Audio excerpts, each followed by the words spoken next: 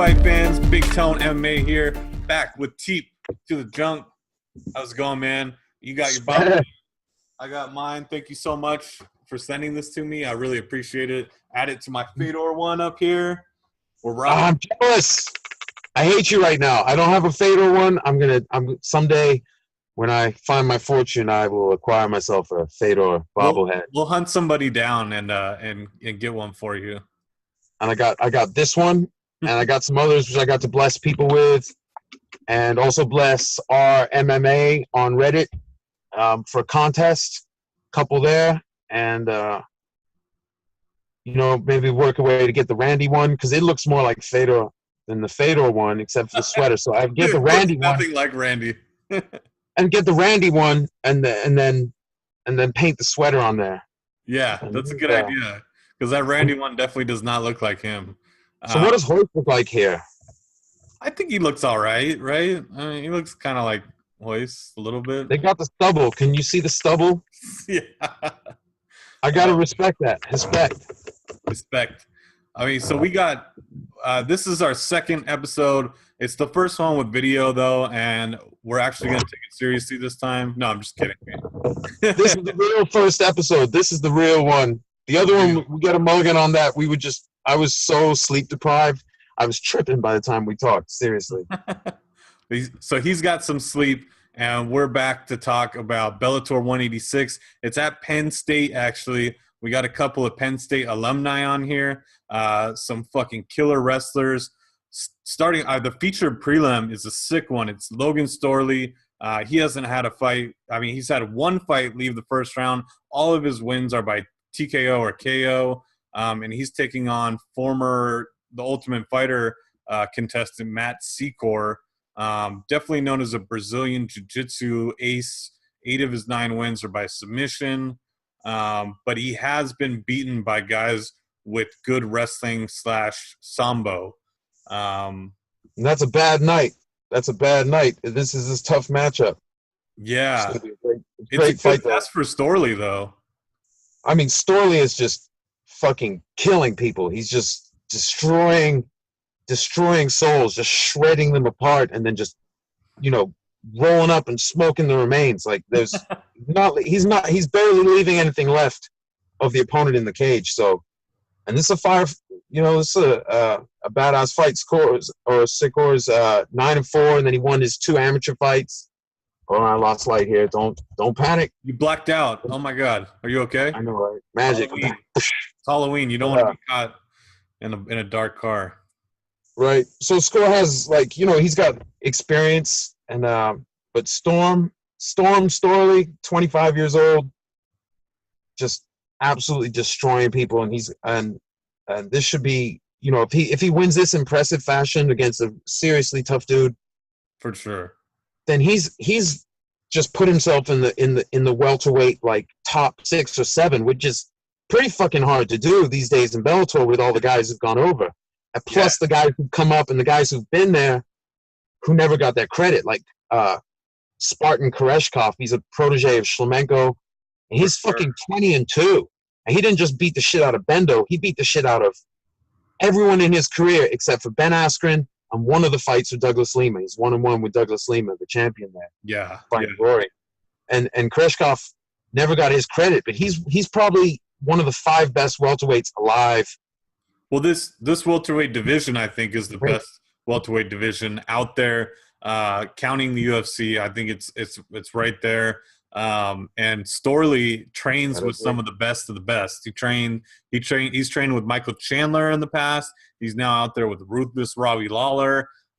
This guy surrounds himself with, greats, and he knows that he's destined for good things. He's a confident kid. And this win over Matt Secor would be, the start of something big for him.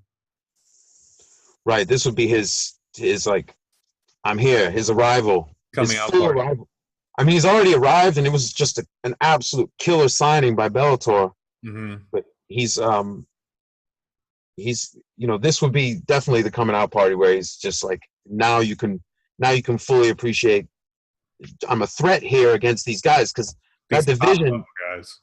I mean, when you get to the bottom of the top 10 in Bellator's welterweight division right now, you're already talking about some serious dudes.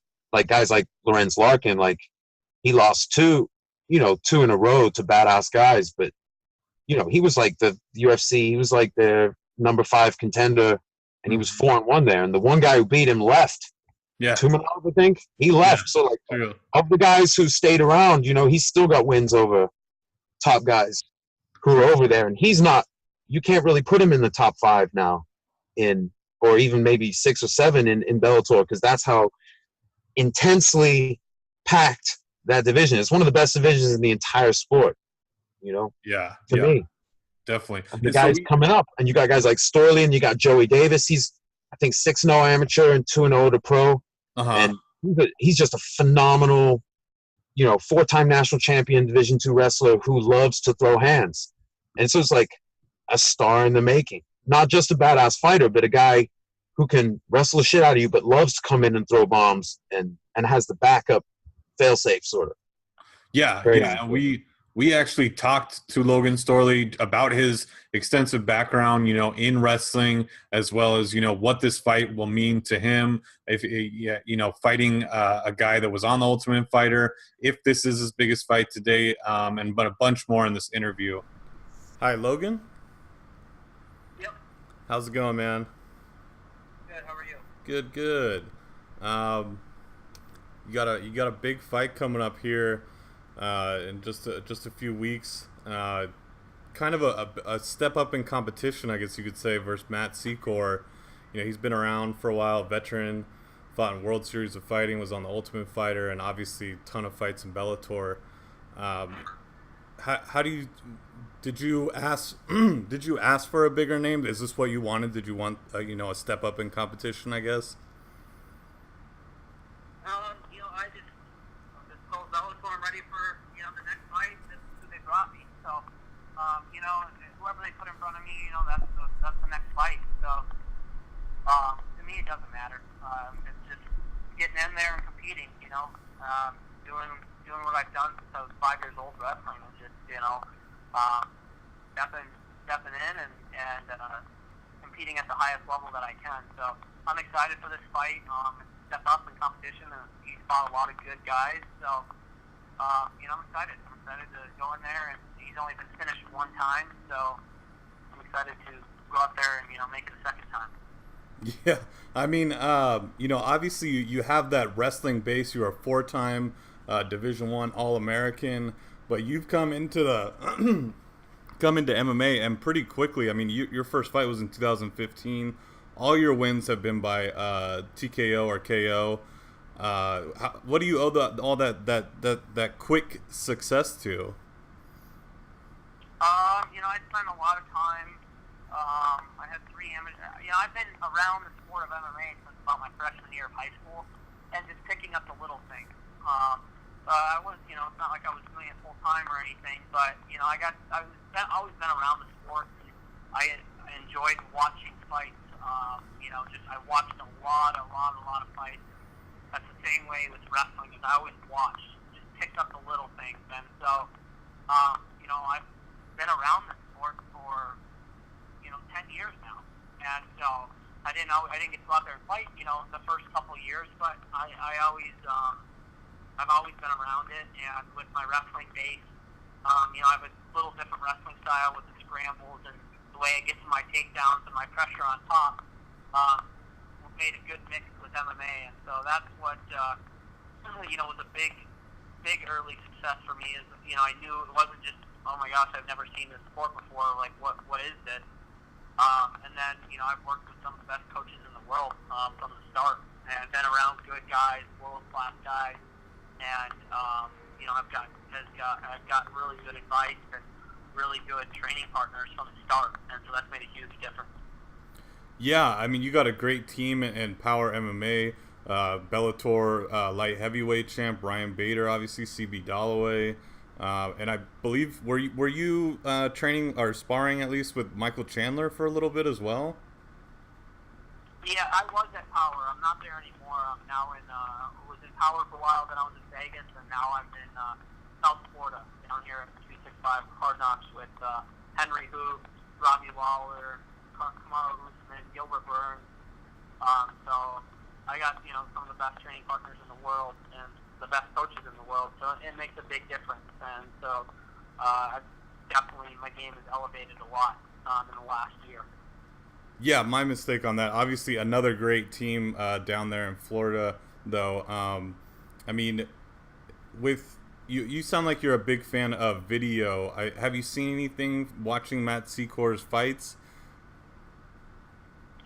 Yeah, at the end of the fight camp, I don't really do too much anymore. I like to watch other guys, but I watch all his fights for the most part, and you pick up little details, things that he does well, things that he doesn't do so well, and so we've got a game plan, and we're excited and we're ready, and now it's just the work's done. It's just now it's getting that weight down, making sure everything stays sharp, stay healthy, and show up, make weight, and then take care of business on the third. And I mean, for you, is 170? Is that an easy weight to make? I know. Are you basically are you thinking about moving down to 155 at some point in your career, or is 170 your place? Right now, I wrestled 174 all 4 years of college, and I don't think I never felt like I was too small at 174. So I'm comfortable. I feel strong at 170. So until there gets to a point where either I start, 155 seems reasonable, or I can make the weight easier, then I guess I'd think about it. Or, a big fight comes up at 155, then yeah, then you have to have those talks. But right now, 170 is perfect for me. It's a decent cut, but it's not a crazy cut, and I really don't think cutting weight does anything for you. As you've seen, a lot of guys who cut a lot of weight, and I think it takes some years off of your career. And I don't think it's good for your body to cut all that weight and then, getting hit in the head after cutting 25 pounds in the last 3 days. I just don't think that's good for you. And so I'm really comfortable. I have a good walk around weight for 170, and I feel strong and healthy walking into fight week. That's definitely a smart approach to it. Can you downplay at all your experience in wrestling for the University of Minnesota? I mean, how big has that been for your career in MMA? I mean, yeah, it's been huge. I started my true freshman year as an 18-year-old kid. Getting into college and going to class and starting a new life. For it doesn't matter if you're an athlete or not. College is tough. The first year you got a lot going on with your life, and then you add on, being a wrestler and cutting weight and everything else on top of that. So, college got me mentally tough. Then you're going through practices and you're on the road twice, 3 times, a month. You're flying to a different city in the Big Ten, every other weekend, and wrestling twice on one weekend, making weight twice on one weekend. If that doesn't make you tough, I don't know what will. And so that's really made a big difference. Now I only fight about 4 times a year. I only have to make weight 4 times a year, and I get to make weight the night before. So it's a lot different compared to wrestling. Where you're wrestling 40 matches in a year and making weight, multiple times, and the season's 6 months long, and there is no break. There's no time to just get to sit back like you did after a fight, take a little break and heal up. And so that's the biggest thing for me is just college got me mentally tough, and they got me ready for MMA. And it didn't matter if you had a loss on the you still got to come back and wrestle. And so you don't get to sit there and feel bad for yourself and blame other people.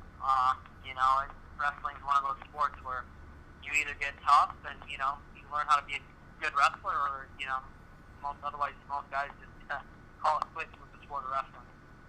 For sure. And last question. I mean, do you have a prediction at all, or how do you see this fight playing out here versus Matt Secor? He's a tough guy, but I don't see him being able to handle my pressure, and so I just got to be smart and be sharp, and stay out of his positions will be good. But I see me finishing this fight. I really do. I don't think that he can take my top pressure, and I don't think that he can handle the power behind my hands. So I've put a lot of work in since July, and I'm excited for this fight. But I see me finishing this fight. Good stuff. Good stuff. Thank you so much for your time, Logan. I really appreciate it, man. Yeah, thank you. Thank you. All right, so the second fight of the night on the card is Phil Davis versus Leo Leite. I hope I'm saying that right. He's a newcomer to Bellator. Not really familiar with him. He did have a couple fights on the now defunct Legacy FC that merged with RFA to become LFA. Davis is coming off, kind of a would you call it lackluster, T? A canceling out of like high level fight that just, it's kind of like Woodley and Wonder Boy. Sometimes the styles match up and the way they approach it. It's just kind of sucks to watch it. Even though you're seeing some high level stuff, it's just canceled out. It's like you take a Picasso and you smear it across a Monet, and then it's just. And that's what happened with Bader and Davis. I mean, they're both top 5 guys in the world at this point. And for sure, when they fought, you could argue Davis maybe dropped a notch below Gustafsson when he lost that fight. But coming into that fight, those are top 5 active fighters in the world.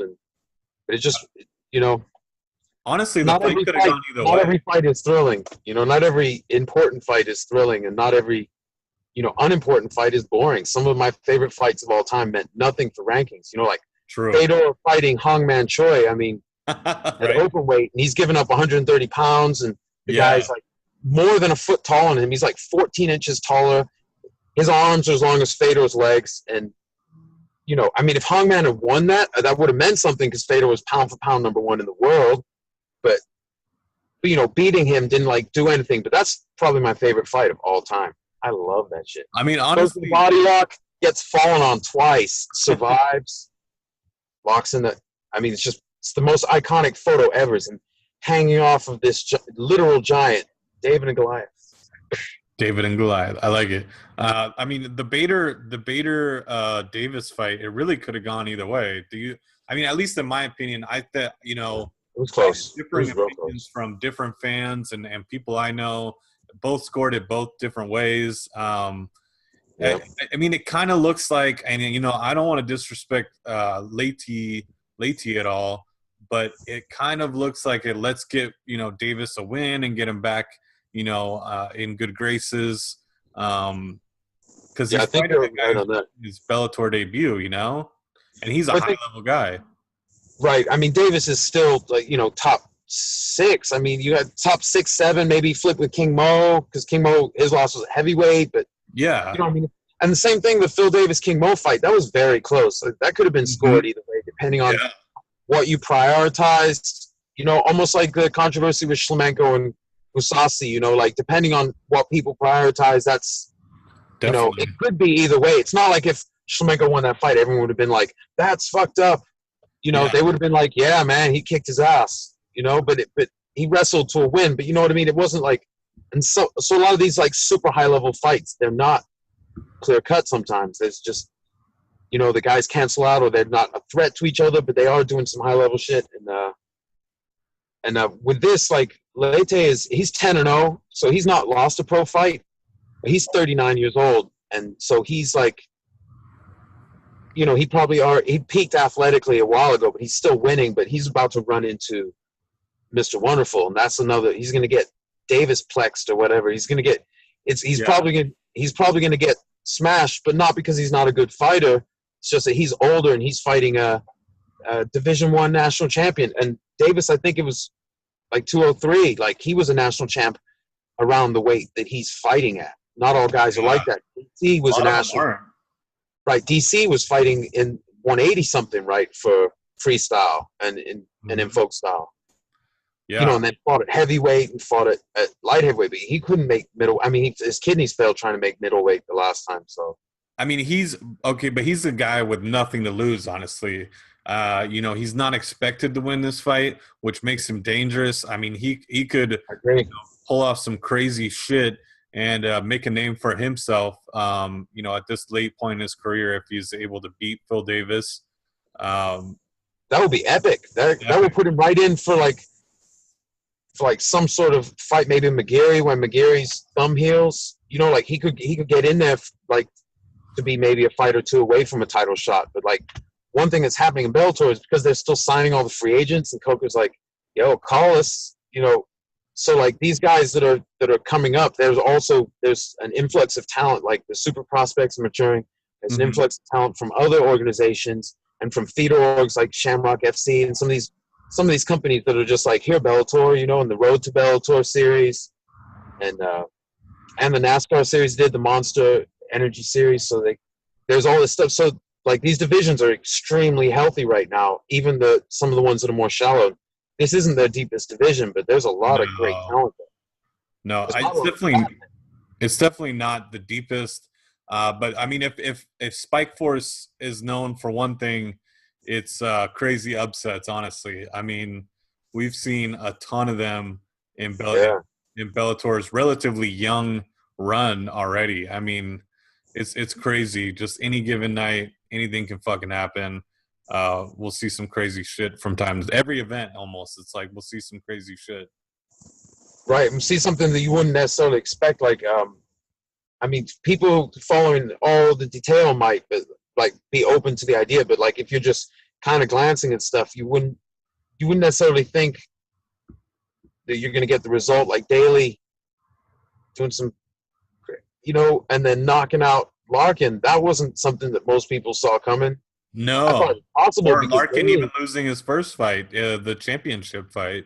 Right, they didn't see that. And like, even though Lima had won like most of his previous billion fights, like they just couldn't see it. But then they see him in there together, and you see how big Lima is, and he dropped. I can't believe he survived that. He dropped him that left hook, same one he won his belt with from Koreshkov. Koreshkov was doing good. Koreshkov's one of the best in the entire world, and he's only like 26 now. Koreshkov is like super young kid. You know, he's lost to Lima and he lost to Funky Ben Askren, who at that time was arguably the most able competitor in welterweight in the entire world. Like, you can't wrestle like Ben, you're dead. Like that, you're just gonna lose somehow. You got a man crush on Koreshkov. This is the second time you've brought him up already. That's one of my dudes, right? Spinning shit all day. And Shlemenko, you know, he doesn't do like the back fist like Shlemenko, the step out with the thing where it looks kind of funny. He throws everything crisp, and he's big. He'd probably move up to middleweight, while Shlemenko is talking about coming down to welterweight, wanting to fight Paul Daly. I could see that because Koreshkov isn't going to want to fight his mentor. He's going to move up. He's big too. That's not a teammate versus teammate one we'll be seeing anytime soon. Some fights you just won't see. You know, like Kane and DC, and I used to love Helwani. Every time Ariel would interview either one, he'd bring it up every time that I saw. Like, always bring up that fight, and it was cute, but it wasn't going to happen. It's never going to happen. Can I'll shamelessly plug one of our stories on my site, MMA Today, right now. Do it. One of my writers actually did a piece on fights that we missed out on because they were teammate versus teammate. And there's like 5 or 6 different fights that haven't happened or are never going to happen because the guys were teammates. So that's an interesting piece out there on the site. Moving on to the next fight on the main card, the Pico Killer, the prospect slayer, Zach Freeman versus longtime Bellator veteran Syed Awad. I feel like he's been around since Bellator started. He probably has been, honestly. He's got like 29 fights. He's been fighting. 29 fights and 27 of them are in Bellator. It was 1, 2, 3, 4, 5, 6, 7, 8. He's been around a long time though, man. And most of his fights have been in Bellator. You know, he's done a couple of those tournaments that they used to do, and unfortunately don't do anymore. I wish we saw more of those. Right. But he's been serious because he was apparently, from what I've jotted down here, so he was on a 5-fight win streak and then knocked out Will Brooks. Mm-hmm. And that was like 12 fights ago, and he's been fighting since. I mean, he's a high-level guy. That put him on the map. That definitely put him on the map. He was not expected to win that fight. I think that was part of one of the tournaments they were running at the time. And And he lost him later. He lost the rematch to Brooks, but he'll have that win forever. I mean, that's epic. That's epic for sure. And Zach Freeman will always have that win over Aaron Pico. Beautiful. It was a crazy. I was there in the arena. It was crazy. The fight was over. It felt like in like 10 seconds. I'm not sure. I don't remember the exact timing of the actual fight, but it It's felt like 26, I think. 26, technically 26, but that wasn't how much action happened. That was just from. Yeah, it was Pico whiffed. I don't even know if he whiffed. I think he might have connected. They both connected at the same time, but Freeman landed harder and Uppercut. yeah, and caught Pico, and then Freeman immediately jumped on the choke and got it.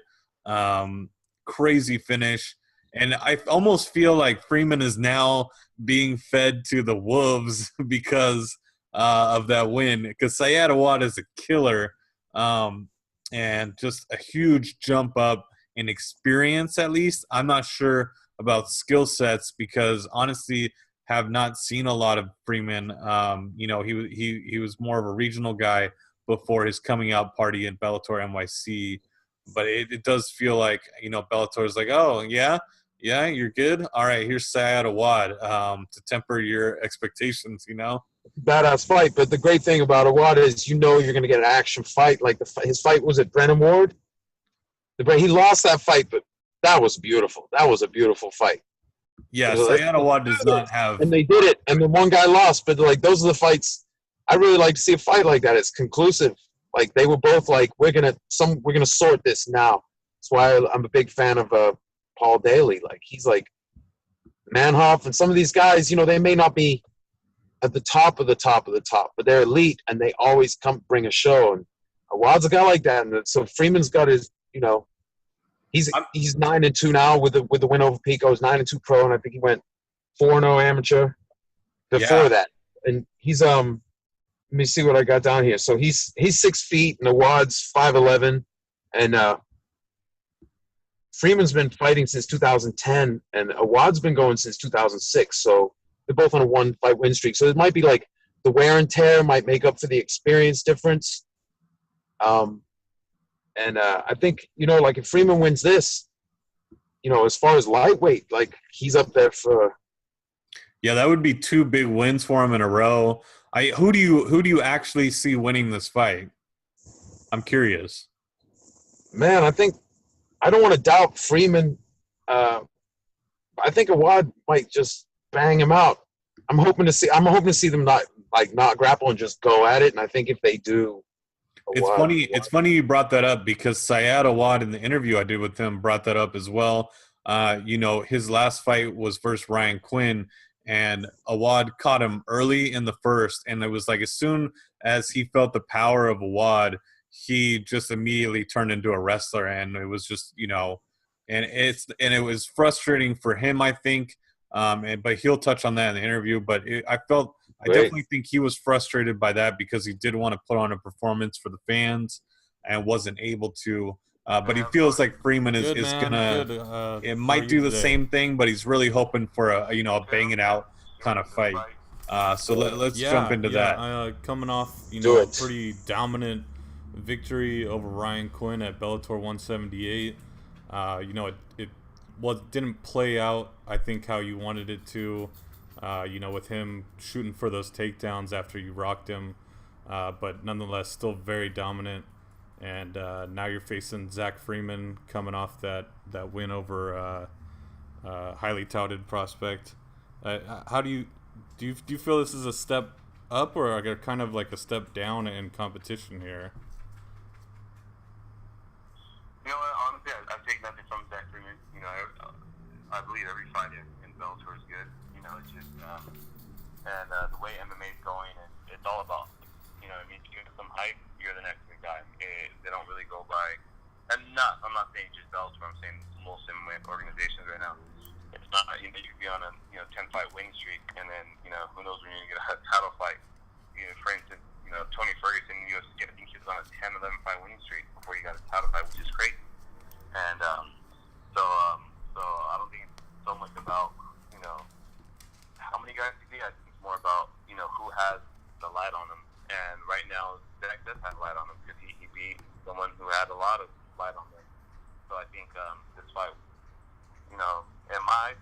be a step up, but I believe in Bellator's eyes and in the fans' eyes, it could be a step up. So, I mean, like I said, take nothing from him, or take nothing, take nothing against him. Just being that I've been in the organization for so long and I've had so many fights here, and I would want to fight guys with a lot of fights, but I don't think that makes a difference right now. I think it's more about who has hype on him. And you like 100% believe that the hype has kind of I guess transferred to him since he was the one who took out Pico. It did. I mean, obviously Pico still has his hype, and he went out there and lived up to his hype his last fight by being so dominant, having such a nice finish. So I don't think he took all of his hype, but I do believe he did make his name off. It did make a name off of him, because before he fought Pico, who was Zach Freeman? Exactly. I mean, I didn't know who he was.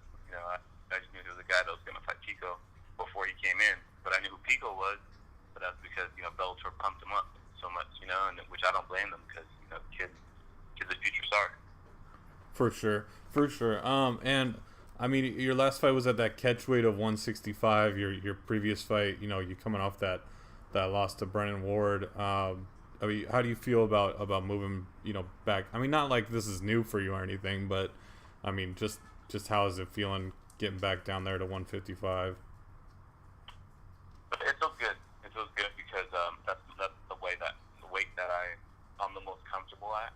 I mean, I hate the weight cut, and I'm getting older, so it sucks. But I feel like, as I'm getting older, I'm getting smarter with my training. I'm getting smarter with my eating. I'm getting smarter with everything that comes along with it. So I think this is the best I've been considering my weight this close to a fight.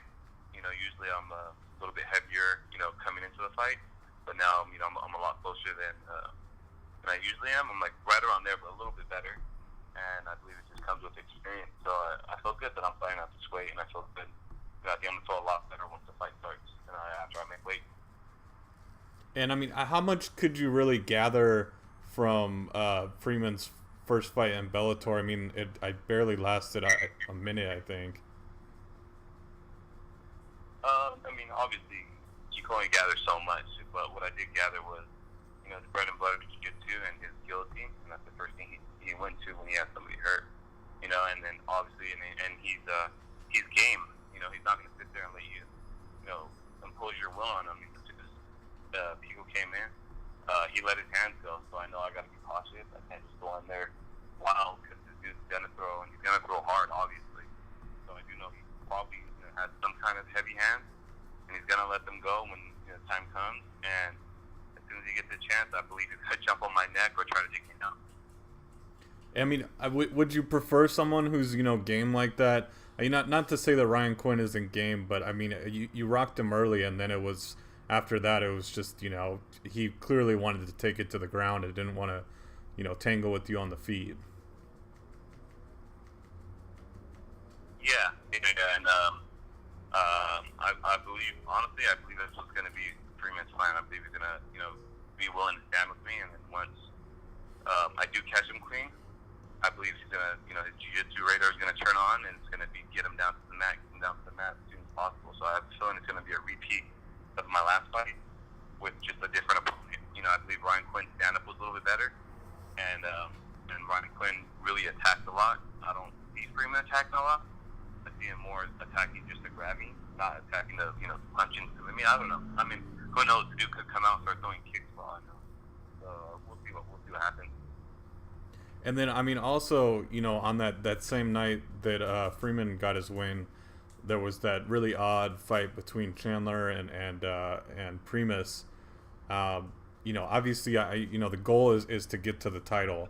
I mean, who do you see? I mean, with Primus being the title holder right now, I mean, what would be your goal, I guess? Obviously, it'd be to fight for a title, but I'm pretty sure they're giving Chandler the next shot, which I do believe he deserves, because he climbed that ladder so many times, and he was the kingpin for a while, then lost it, he came back and lost it again, and then came back and won it, and now he lost it, and I do believe he does deserve it, because he's been at the top of the ladder for a while. But there's a lot of us there, and I hope we don't get overlooked. You have Patricio, who just beat Henderson, who's on who is probably right back up there title fight. You have a couple of us that's up there that's willing to mix it up. I just want to fight the top guy, and I just want to fight whatever guy's gonna get me to the title fight the fastest. Because I do believe I still have a lot to show in the sport, and it's not gonna come easy. And I believe I've put in enough time, and I just need to fight for that title. And then when I do get a chance to fight for it, I'm gonna give it my all, and I'm gonna walk home with the title. For sure. I mean, did you think it was like fluky at all? What happened? I wouldn't say fluky because in MMA anything can happen. You know what I mean? Like just like the Freeman versus Peak fight. You could say it was a fluke. That they punched him and he dropped him and he submitted him. You know what I mean? Like he made it happen. Mm-hmm. And with Chandler, it was unfortunate. He got kicked in his ankle or wherever he got kicked. I don't know if it killed a nerve for that second or whatever it did, but it was a kick that caused that.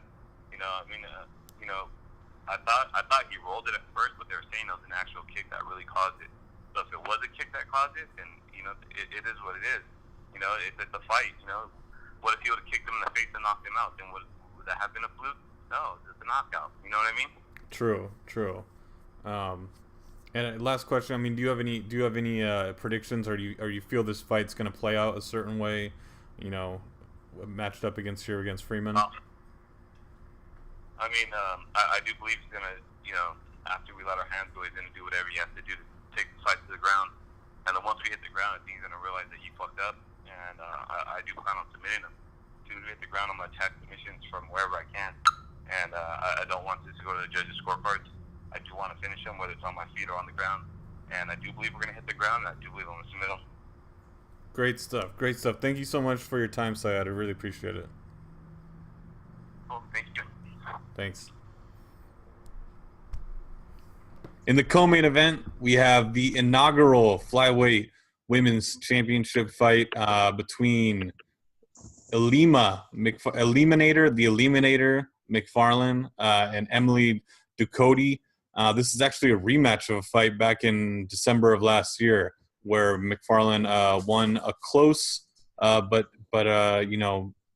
it was definitely her decision win. It was a close fight though, and now the belt is on the line, and they're getting this flyweight championship belt in before the UFC is actually able to get theirs, and that doesn't happen until late or early December, right?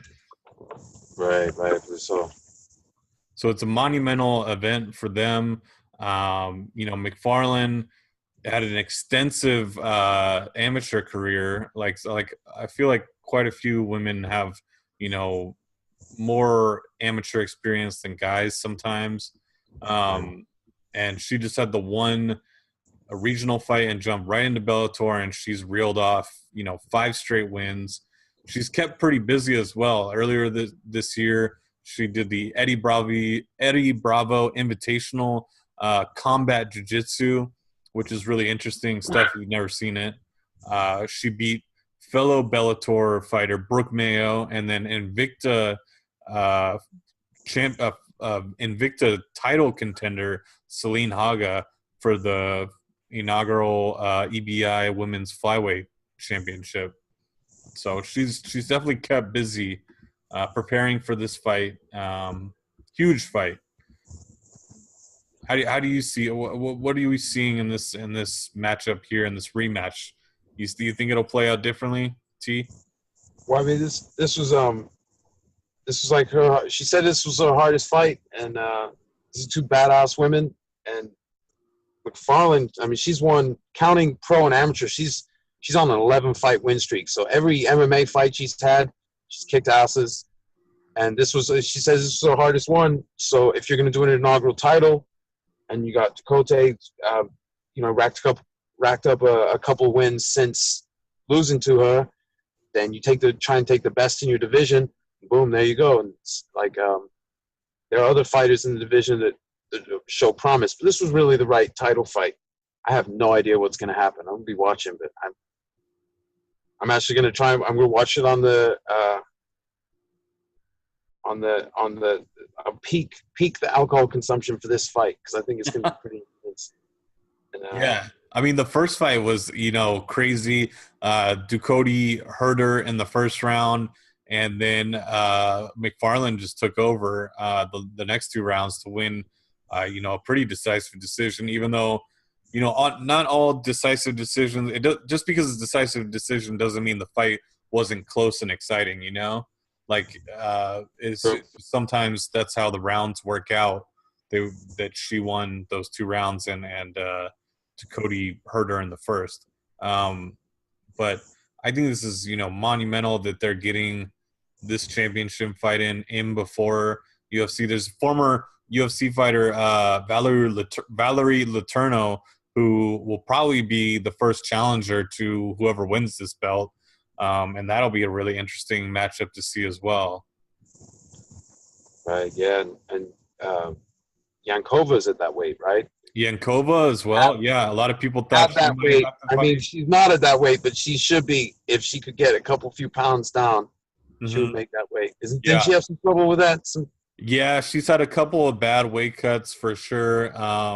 That's probably why she's not getting this title shot. And I think a lot of people. That's probably the only reason. I mean, she's telegenic, she's photogenic, she's got endorsements. I think she's like a Nike and does modeling and stuff. I mean, she's intense, but she misses. They're really serious about missing weight.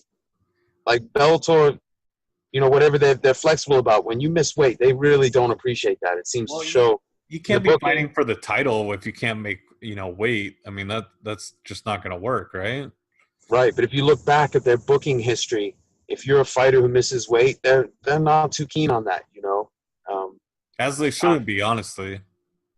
I mean, it's one of those things, and I guess in Ryzen, they're pretty, they take that pretty seriously. Other like in UFC, they may be more flexible about that, but maybe less flexible about jumping weight classes and things like that.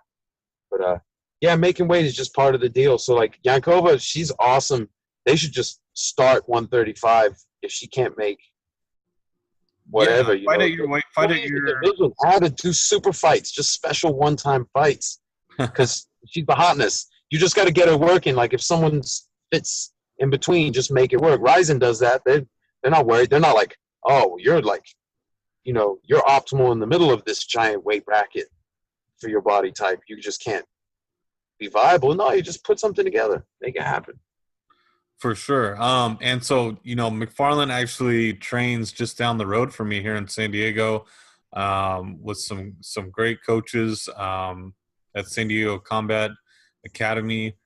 She talked about, her experience with EBI, her preparation for this fight, Ducote and the challenges she presents, and just, what it means for her, as a Bellator fighter to get this opportunity for the belt, and get it before UFC is able to get their flyweight championship fight. Hi, Tony. How are you? So it's a really good one. I'm good. How are you? We'll let Hoyce guide you into the interview. This huge fight coming, a title fight actually, the first Bellator flyweight title fight, and you definitely earned it. You got 5 straight victories in Bellator now. What does this mean to you to get this opportunity? It's a long time coming. I can't say I'm super. I'm very grateful. I'm absolutely very grateful, but I'm not super surprised because it's something that I've been preparing myself for the past year. As soon as they made the announcement that they wanted to crown a champion in the division, I knew that I had this opportunity. So, yeah, I'm excited. I'm a little nervous as well, but I know that I deserve it and I belong in there with Emily. And, I mean, is there any doubt in your mind that you are one of the best 125ers on the planet? Not anymore, there isn't. No. Ask me that maybe like a year ago, yes, I would be like, what are you talking about? But now I absolutely no doubt in my mind. And so this is actually a rematch. You fought Ducote back at Bellator 167, December of last year. And she did hurt you in that first round, but you bounced back and you convincingly won the next 2 rounds, dominated the next 2 rounds. And that fight mostly played out kind of like a grappling match. Do you see that happening in this fight, or do you see the striking being more of a wild card? Yeah, that's a very good description, wild card. I was trying to explain to people, I'm like, I have no idea what's going to happen, but like, yeah, you're right. I think it's going to be a wild card fight, or as far as striking goes. Because me and her, we got a taste of each other's grappling on the ground. Most of the fight was on the ground. Like my camp, we were expecting her to try to stay off the ground, just because I think that my style is better. I think I have the best jiu-jitsu ground game in the division, so we're expecting her to keep it on the feet.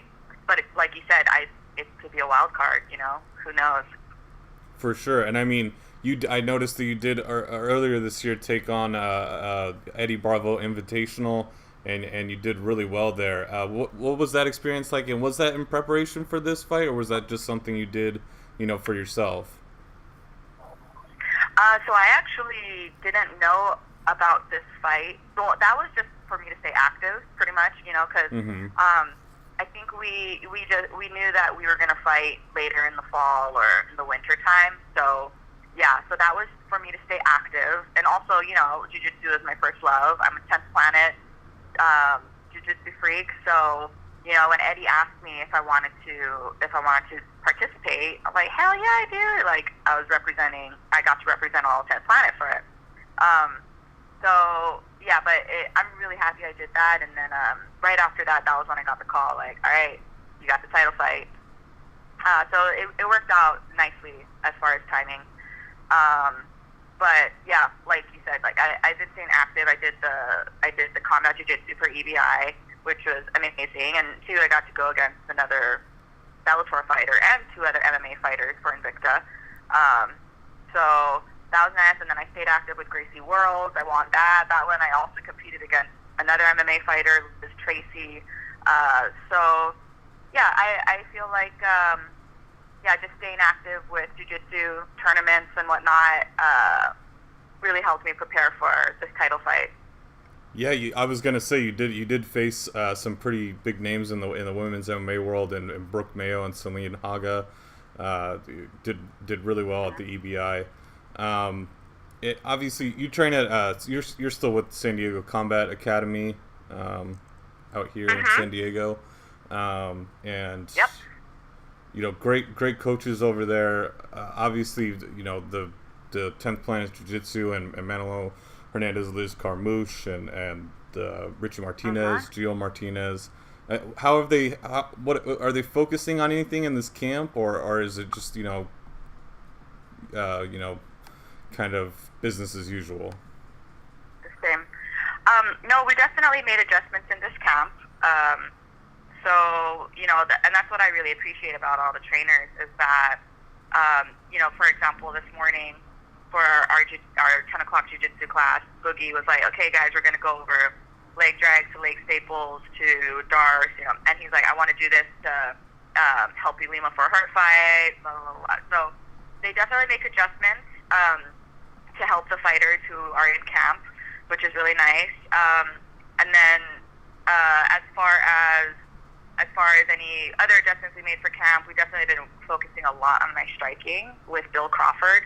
He's my head striking coach, and he does my nutrition and conditioning and strength training. So yeah, we've been doing striking every day, multiple times a day, and I think it's really paid off. Like, I love it. I fell in love with it, and I'm excited to kind of display it because I don't think a lot of people have seen much striking from me. Unless you watched my first fight with Bellator against Maria Rios, you don't really get to see too much. Yeah, I think that speaks to the dominance of your grappling, but definitely, like we were talking about before, it could be the wild card in this fight with you guys canceling each other out. And then with the weight, I mean, you're one of the few women's MMA fighters who's fought, pretty much. I think your first fight was at 135, your first pro fight, but then the rest have all been at 125. Right, and so you're one of the few, fighters who's actually, stayed at this weight class and isn't just, moving back and forth. Is this like home for you? Do you feel like you have like a spot basically at flyweight, where other girls are just kind of trying to either do multiple 135, find where they 115. belong. Yeah, totally. And I think that it's because of Bellator. Obviously, Bellator had this division for me, and my coach was actually joking with me earlier that he's like, oh, I think you can drop down a straw weight right now because I've been walking super light for this camp. Mm-hmm. I just made some dietary changes, and so I've been walking really light. I've been walking within 10 pounds of my fight weight, which never happened before. So they're kind of joking that I could go to straw weight, but I'm like, hell no. I'm staying at flyweight. I love being 125. Like, I do belong there. So yeah, I'm definitely staying at 125, and I think that has a lot to do with Bellator having that division. And I've never had an issue with my weight before. I've never had terrible cuts, and I've always stayed relatively close. So yeah, I'm here for good.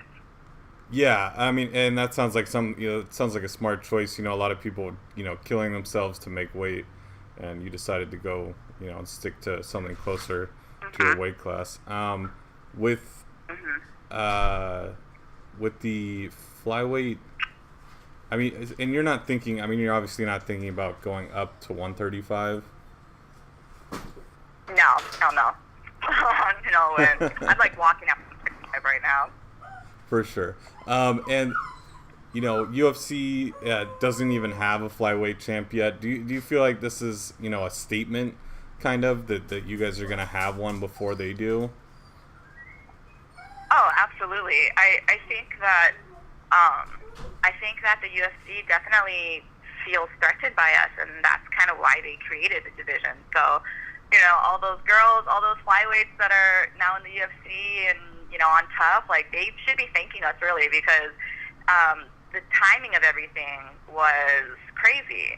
Right when we started gaining a lot of notoriety for our division, a lot of big names, like Valerie Letourneau signed with us. She came over from the UFC and signed with Bellator. Mm-hmm. And literally the same week that went public was when Dana decided to cancel the Tough 135ers or whatever weight they were doing.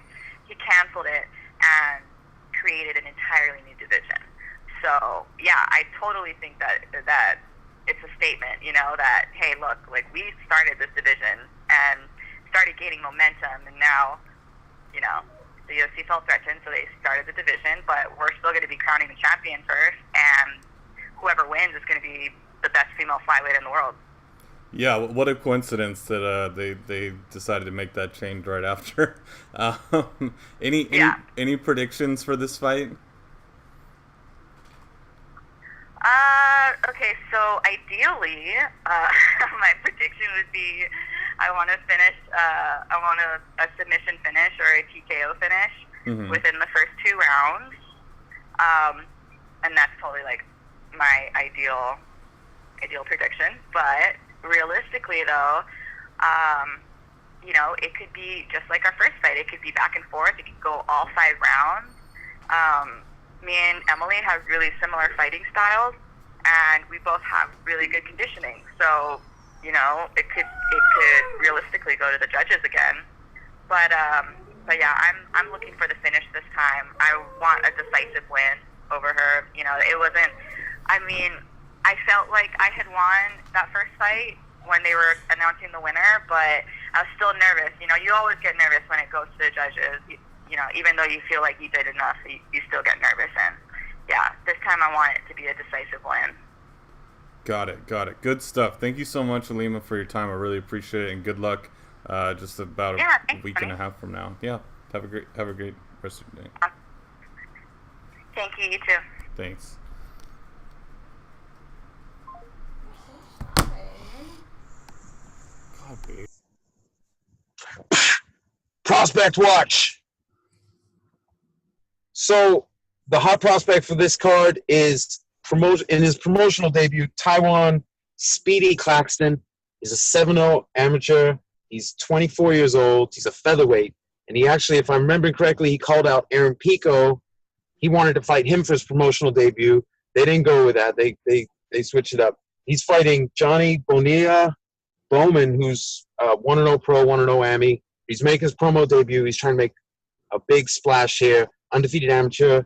And apparently on Tapology, he's ranked number 2 of 205 Florida amateur featherweights, and he's ranked number 3 out of 727 active Southeast featherweights at amateur. So this is one of the absolute best amateurs that weight in that part of the country. He's coming in, and that's the Prospect Watch.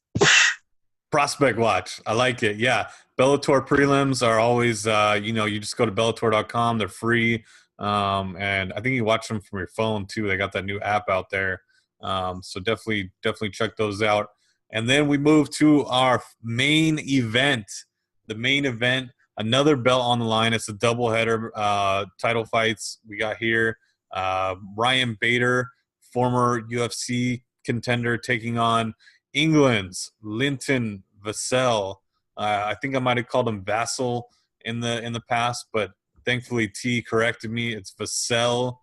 It's much more elegant than Vassell. That's right. Master Bader versus the Swarm.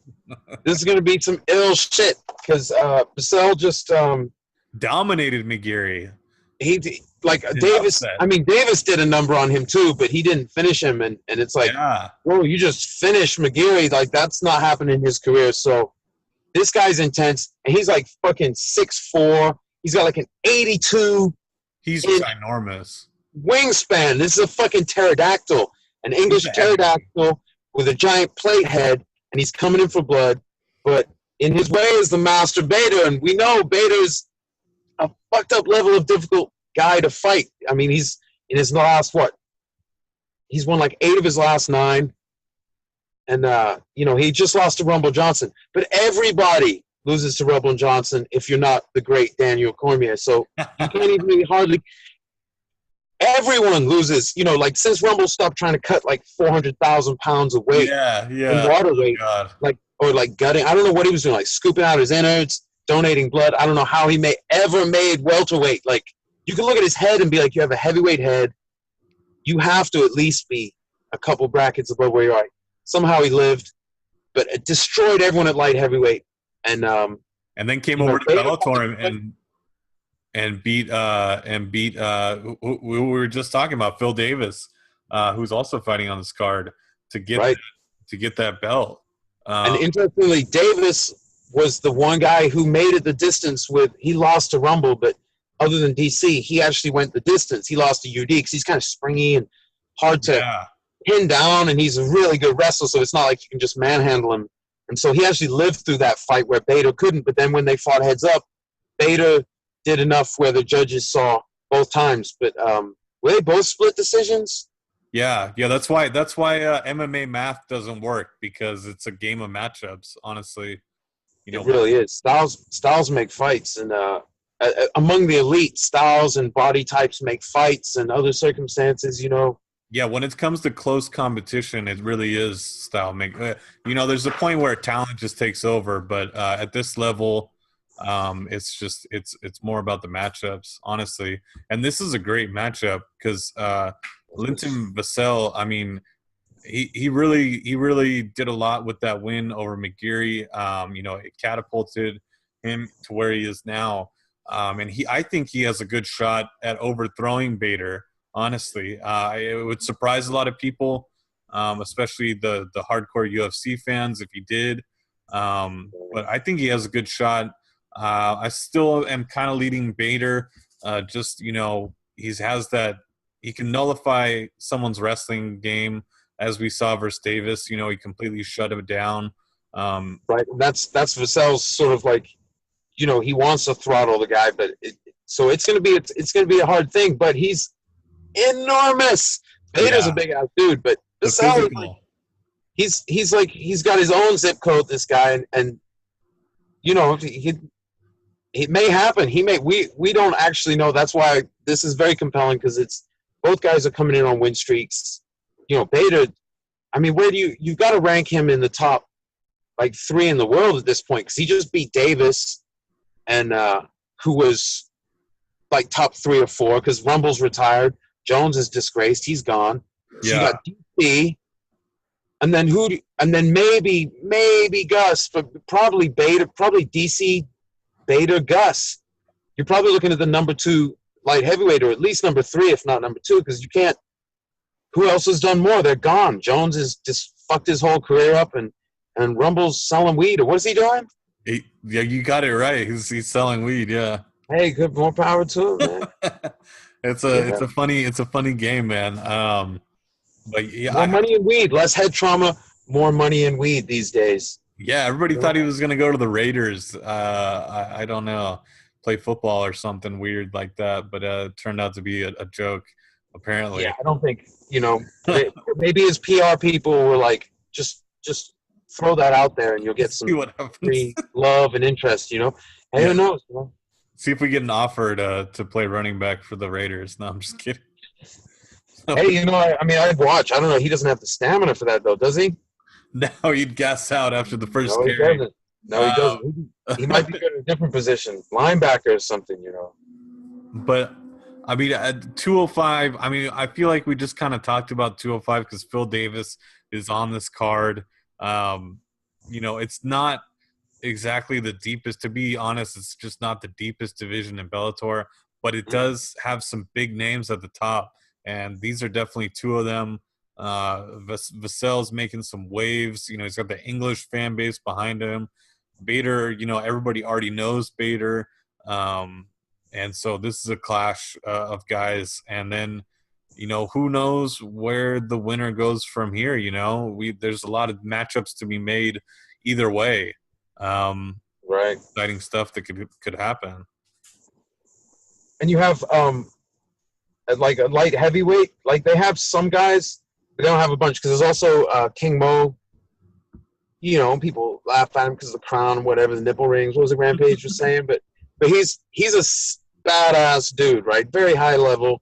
He had a close fight with Davis. After Davis won the Dynamite tournament, and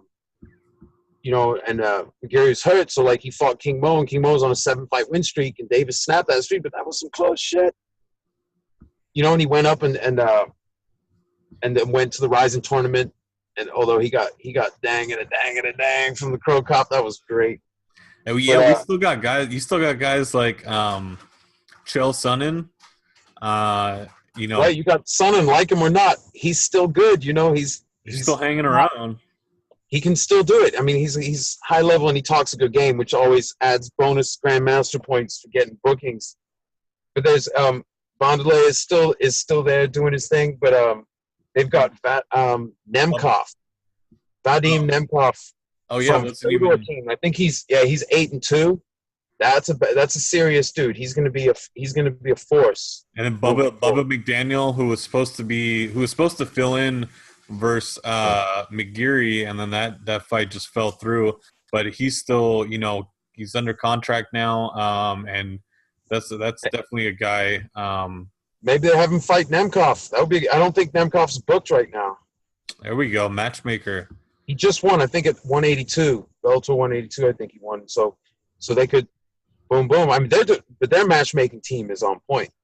It really is. You the could John Salter Tokov fight at coming up at middleweight.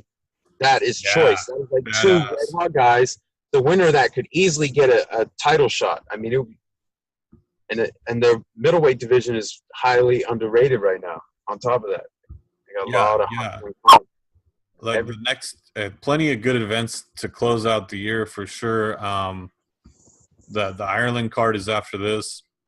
That's gonna be a fun one.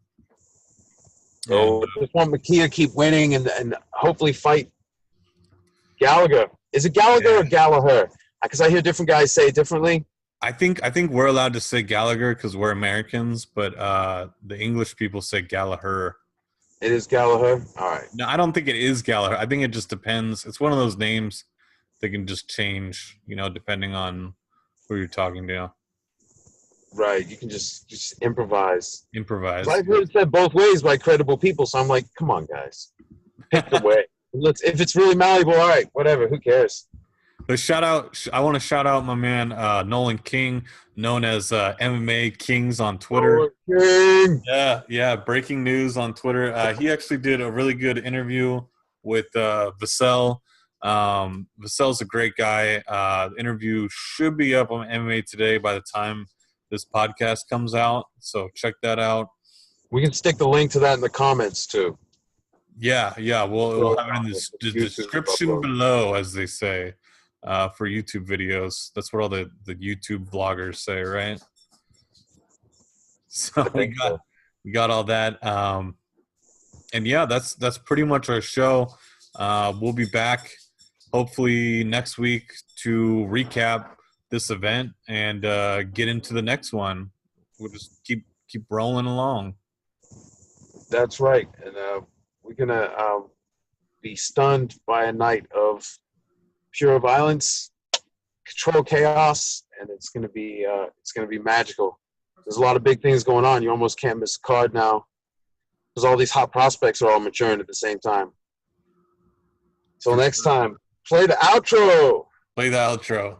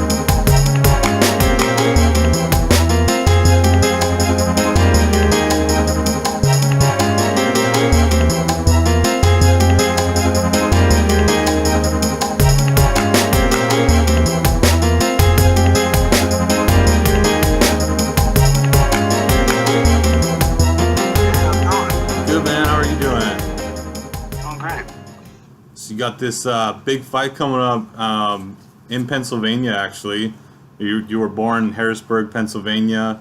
I mean, what does it mean to you to be able to fight in front of your home? This is your hometown fans, I take it, right? Yep. And it's huge, man. I feel really honored. It's a big deal. Finally get to go back to my alma mater and show everybody what I've been doing these past years. And getting to see some old faces. For sure. And I mean, you got a tough test on your hands, and Chris Dempsey, probably the best opponent you faced so far. He's been had a lot of fights over in the UFC, and this is gonna be a tough test. What have you seen from him? Stylistically, how do you guys match up? I feel like we match up good stylistically. And I'll be honest, like style-wise, I feel like one of my best attributes is my arms. Obviously, it's just long-ass arms. So I feel like that's going to be a big problem for him. But other than that, I feel like everything's pretty much identical. For sure. And I mean, like you said, you have that 77-inch reach coming into this one. How do you plan to utilize that? Just with boxing, just kind of staying on the outside, not trying to get in there, mixing up, staying dirty, just kind of keeping the guy at the end of my reach. For sure. And this is going to be, this is an event put on, in I guess partnership with Penn State, and you obviously wrestled there. What kind of support are you expecting? What kind of are you going to see your old coaches, anything like that? Say that one more time. Sorry, my little guy was crying. Oh no, you're good. I was just saying, obviously you wrestled at Penn State. This event's being put on, kind of in partnership between Bellator and Penn State. Are you going to be seeing any of your old coaches? Any of your old buddies from Penn State? Yeah, I'm gonna try to see as many as I can. But I was actually gonna be out there like a week earlier. I think because the fight's on the 3rd, so I'm gonna be out there the 29th. So it give me a lot of chances to see a lot of old friends, and my family's supposed to be coming up too. I only live like an hour and a half away, so I'll be able to see a lot of my family members as well. Nice. And I mean, obviously, it's been documented you trained with John Jones, who also has extremely long reach, kind of that body type. How did he help you, in your MMA career? Who is this now? John Jones. Well, I was only able to go out there and train with him that one time, but just kind of going out there and if you do any sport, or if you're gonna go into any sport, you're standing there, you got the pound for pound guy telling you, hey man, you have a chance at this. It's pretty convincing, and even though I was only out there with them for about a week. But it was big, kind of seeing how he trains, seeing how a lot of other people are in the gym, just kind of seeing that whole dynamic. It was really interesting. Did he give you any tips on like how to use your reach and everything? Nah, it was just more of getting to know everybody. And it was funny because everybody thinks I was out there to train with them during the camp, but I was actually out there just to kind of see Greg Jones' training facility and everything. I just kind of wanted to see if this was a place that I wanted to be at. And, so I was only able to, wrestle around with them a little bit. Mm-hmm. And who did you, there's obviously information out there on your camp and whatnot, but guys change all the time. I mean, who are you training with right now? Right now it's Chris Honeycutt, Devon Wynn, Ernie James. We have another guy, Jesus. Who else is in there? Quite a few other people as well. But as the main guys, I'm sparring, it's mostly those guys. For sure, a good group of guys. And this is just your 4th pro MMA fight, right? Yeah. I mean, do you feel like this is a big step up, just being your 4th fight versus a guy that's fought in the UFC, or do you see this as just fighting, another guy? This one's it's a little bit more important to me, just because this guy has more experience. He's actually one of my only opponents that's been in the UFC, and now he's fighting for Bellator. So this one I'm kind of treating it like this is my step up. And as time continues to progress on, I hope to be a lot better. That when I'm taking steps up, I'm still miles ahead of the competition. For sure. And you also did some Brazilian jiu-jitsu, like actual competition Brazilian jiu-jitsu. That was earlier this year, I believe. How was that? It was fun, it kind of brought me back to the whole competition style of everything, just the whole tournament style. And I enjoyed it. It brought back some good memories. And, it just jiu-jitsu as a sport, there's so many similarities that's close to wrestling aside from the submissions. And I feel really comfortable going out there and doing it. I expect to do a couple more competitions in the future. And how much time had you spent doing Brazilian Jiu-Jitsu when you entered this tournament earlier this year? This year it was I couldn't even really tell you, because I've been kind of doing it on and off, even while I was still doing some when I was still wrestling. In college, I was still doing a little bit of jiu-jitsu on the side. I'm trying if I can squeeze into practice that once that week or so. So it was kind of on and off. But for that tournament, I think I've been doing jiu-jitsu for about 6 months straight. Wow.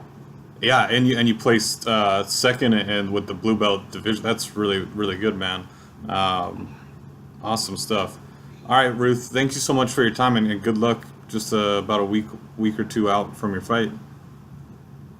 Yeah, no problems. Thanks, man. Thank you.